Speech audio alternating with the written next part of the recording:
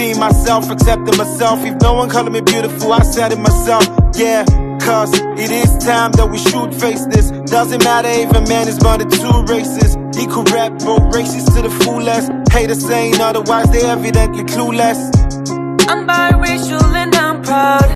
Hey, what's going on, everybody? So my wife and I want to talk about how we first met. You know, it's from her perspective. I told y'all. I thought it was both of our perspectives. Okay, from both of our perspective. Okay, you don't get the story if just one person to tell me. Okay, you're right. From both of our perspectives, yes. We're gonna tell the story of how we first met. Mm-hmm. So you can go ahead and start, baby. No, you can go first. You can go first. Age before beauty. Oh, you got me there. Mm-hmm. All right. We were on Muslima.com, and I was looking for a wife at the moment. And I was viewing through a lot of different profiles. A lot. Yes. Mm-hmm. And I was a lot skinnier then. I was like 6'2", like 150 pounds. I was. You weren't that skinny. How skinny was I? Like, I don't know, maybe 180, 150 pounds. 6'2". I was pretty bony, man. To you. Never spoken to me. 6'2", 150 pounds. Well, I'm pretty sure I was at least that. 150 pounds? Yeah. That's like a skeleton or something. I was. No. I was a biracial Skeletor. You were thin, but not. Yeah. No. I was like a biracial Gumby. I was pretty thin. 150? Yeah, I was pretty skinny. But and then I got a message out of the blue, and I looked at the message, and it was this lovely lady right here. Mm-hmm.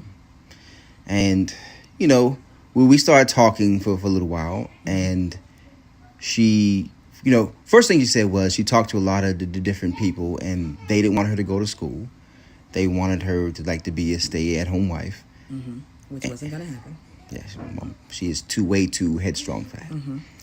And she asked me if I mind if she went to school or something, and I was like, no, I don't mind. I was already enrolled. Like, I'm not going to not finish my school and risk my career just to be married. Yeah. Nobody's doing that. Yeah. And she made a good point. And she said, I was one of the first guys that were okay with her going to school and having a career. I was living in Idaho at the time. My mother was still alive, and I was trying to communicate with her. And so I asked her if she's willing to move down to Idaho, and she wasn't trying to feel Idaho at all. I've never lived in Idaho, and when I've seen shows and movies with people in Idaho, I've never seen people of color in Idaho. So it really wasn't a place I wanted to live. So I'm just being honest. Right. And she said no. And at that point, I was like, okay, I don't think it's going to work because I don't see myself moving out to Ohio. Because at the time, I was trying to build a relationship with my mother. This is before the events that happened in my book that I talked about before. Mm-hmm. But here you are now. Yeah. In Ohio. Well, you were well, of course you were smoking, man. You were smoking hot. I'm not. Look at how beautiful this woman is. Like, I'm not gonna say no. So I asked for her father's number. Her father, is her wali, guardian. That's what it means. Mm-hmm. And she gave it to me. I called him and I asked for his blessing if I could marry his daughter, which it was awkward for me because I'm calling a straight guy, and your father loves to talk. Mm-hmm. Do you know what he said when he got off the phone with you? No, he said, "Are you sure about this guy?" And I said, we're Muslim, you never really know. And he was like, yeah, well, he could have a whole nother family somewhere. Yeah. And I was like, you're absolutely right. He's like, well, be careful, because he sounded nice, but the nice ones are always the crazy ones. Man. Uh-huh. Yeah. Well, just so you know, your father talked my ear off an hour and a half. Yeah. Just tell him about his life and everything else. But I love your father. He is awesome. You were about to marry his daughter. You were trying to marry his daughter. The least you could do was listen to him run his mouth. I'm surprised I had an ear left after that. Oh, I know. But shout out to your father. Your father is awesome, man. He is. And so after that, we agreed to get married. And we agreed to like meet each other. Okay, yeah. We didn't agree to like just get married. I'd never seen you before in person. You agreed to. You said you said you wanted to marry me. I said, well, like we're potential. Oh, I just was like, oh yeah, come Look here, at you. come now. I want to marry you. That's not how I remember it. I'm sure it isn't. You were head over heels for this biracial wonder. You were head over heels for this biracial guy right here. After I met you, not before I met you, I wasn't head over heels for you. I didn't know you. How can I be head over heels for somebody I don't know? I just got it like that. That's what you thought, because I never told you that. I never told you that. You better stop lying on the camera. Go right. You don't have to cut this off. Head over heels. Well, do you remember when I was talking to you and my mother, but back when she was alive, she was in the background.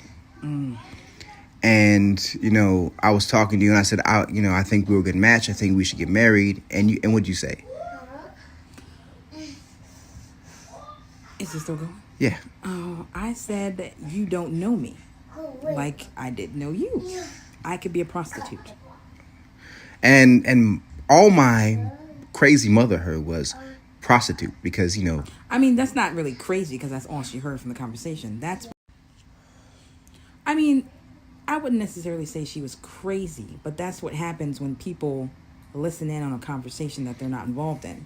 They hear bits and pieces of the conversation. And unfortunately, for your mother and for me, because I never got to properly meet her, all she heard was prostitute. So then she immediately developed her own assumption and it just went from there. And it wasn't well. Yeah, and I had to tell my mother because she went off on a disrespectful tirade after that. She thought because she was a prostitute at the time, and she was a prostitute at the time. No, she was a prostitute at one time. Oh, at one time, and I had to tell her, this is my future wife. You don't talk to her that way. Let's see. But you meant she was a prostitute then and there. So I would have never married you. My mother's a prostitute, like bro.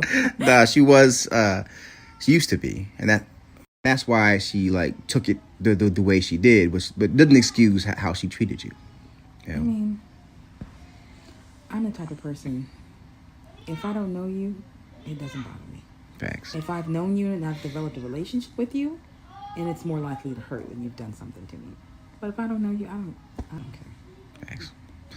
But anyways, after that, I hopped on a Greyhound bus. I had a car, but it was an old piece of crap car. It was had 500,000 miles on it. It wouldn't make it to from Idaho to Ohio. Even if it made it, I told you I wouldn't do it. Yeah, she didn't like the car at all. So I got hopped in the Greyhound bus, and look, I was not on my smartphone game then. My wife to this very day teased me about my lack of smartphone game. I had an old Boost Mobile flip phone. I mean, no comment. No comment. Hey, well, you had a lot to say. Well, you had a lot to say when you first saw it, though. Then we went to. I was supposed to meet her at the Greyhound bus stop, right? Downtown. And I got there, and when I first got there, she wasn't there. Right. But I explained to you why I wasn't there. I've never been to the bus station. Right? Right. Okay, some people have never been to the bus station before. People who my parents have always had vehicles that operate. And then when I was a teenager, they got me a car. So I've never been to the bus station. And my wife didn't know that I had some mental health issues.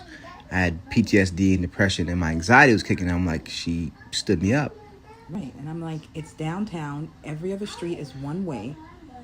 I don't know how to get to the bus station. Even with the GPS, I don't know how to get to the bus station.